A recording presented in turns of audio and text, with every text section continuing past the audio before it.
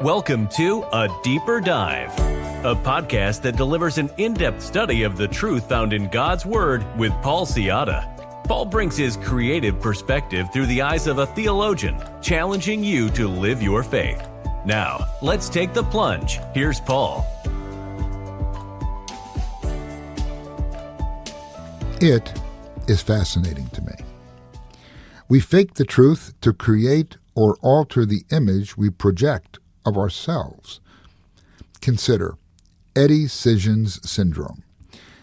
It's a real thing, and it's not just about baseball. The term was coined by W.P. Kinsella, the author of the novel Shoeless Joe, which was the basis for the movie Field of Dreams. It highlights a street corner conversation between Ray Kinsella, the narrator of the story, and Eddie Kid Scissons, who claimed to be the oldest living Chicago Cub.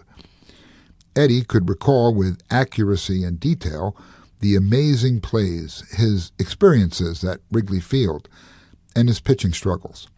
He talked about how he knew Three-Finger Brown and the famous triple play combination of Tinker to Evers to Chance. The story of Kid Scissons wasn't in Field of Dreams, because we find out that Eddie Scissons was a fraud. In the novel, Ray goes to Big Mac, the baseball encyclopedia published by Macmillan. To his surprise, Eddie Scissons wasn't listed, not a hint of the kid. The Cubs weren't at Wrigley Field in the years he said he had played. Eddie Scissons syndrome is more common than you think. Richard Crapo and Rob Scheinkoff co-authored a paper called The Eddie Scissons Syndrome, Life Imitating Art, Imitating Life. Noting the syndrome describes a tendency for people to invent or embellish past experiences, especially in sports, leading to false claims of participation or achievement. They detail a number of men who have shared their experiences as ball players, both at the minor league and major league level. Their stories of baseball glory have never been substantiated in Big Mac or any other baseball reference book. In fact, according to the National Baseball Hall of Fame, 1 out of every 5 men claiming to have played professional baseball are lying.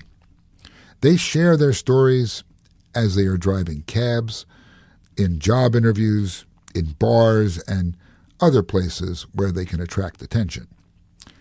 And it's not just in the national pastime. We are exposed every day to stories of daring feats and accomplishments, from politicians to celebrity narratives to resume padding to participation in history-making events. For example, it's estimated that between 400,000 and 500,000 people attended the Woodstock Music and Art Fair, which was its official name, in 1969. But some cultural historians say that if everyone who claimed to be at the rock festival was really there, the total attendance would be between 4 and 10 million.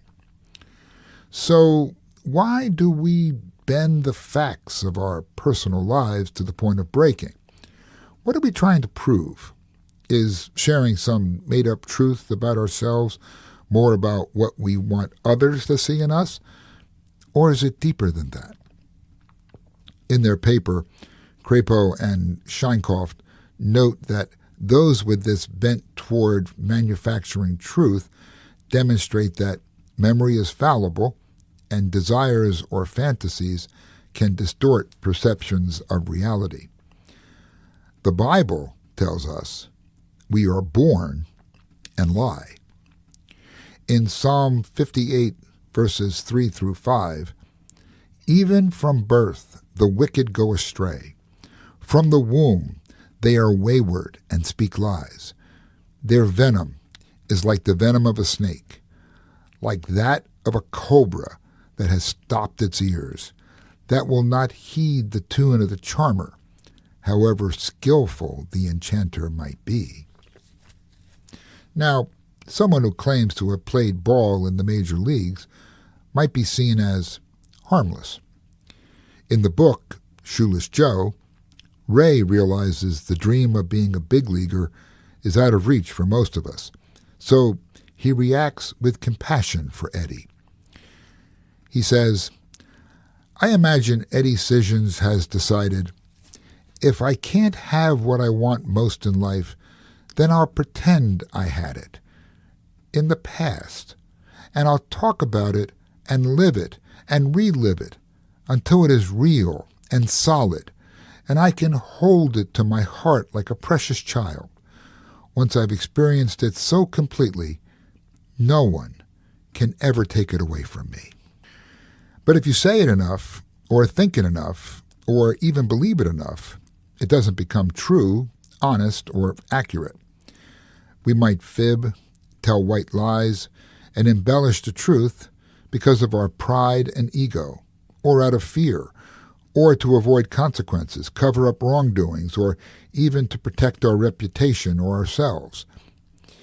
In Acts 5, verses 1 through 9, Luke recounts the story of Ananias and Sapphira, a married couple who lied about their gift to the church at Jerusalem.